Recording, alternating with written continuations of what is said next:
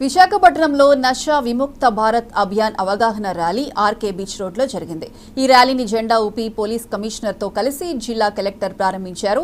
కేంద్ర సామాజిక న్యాయం సాధికారత మంత్రిత్వ శాఖ ఆధ్వర్యంలో అవగాహన కార్యక్రమాలు దేశవ్యాప్తంగా జరుగుతున్నాయి.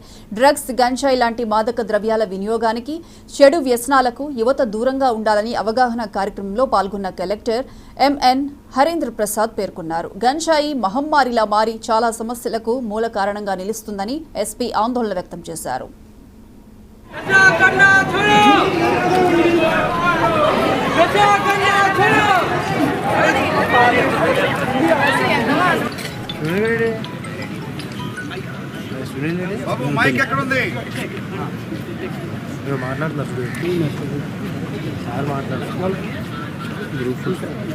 Thank you all. I request our collector sir.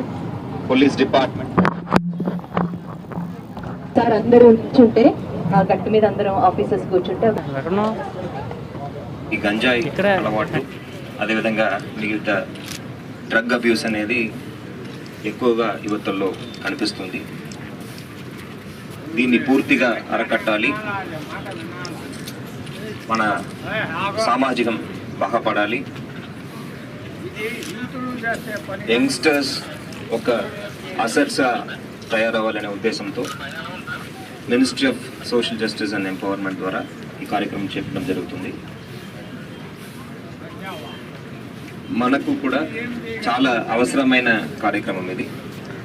Of late Visakhapatnam డిస్ట్రిక్ట్లో, విశాఖపట్నం సిటీలో we're seeing lot of cases of substance abuse, which is very, very unfortunate, especially among the youngsters.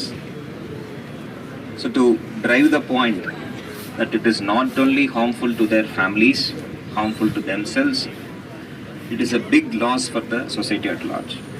Initial ga oka fashion ga oka fad ga ma friend chestunnarani nenu kuda cheste ma untundani enjoy chestam ani start chesi ఇప్పుడు బాధపడుతున్నారు. గాంజాయి అంటే కొనాలంటే డబ్బు కావాలి, ఇంట్లో లేకపోతే తల్లిదండ్రులని వాళ్ళకు ఇబ్బంది పెడుతున్నారు.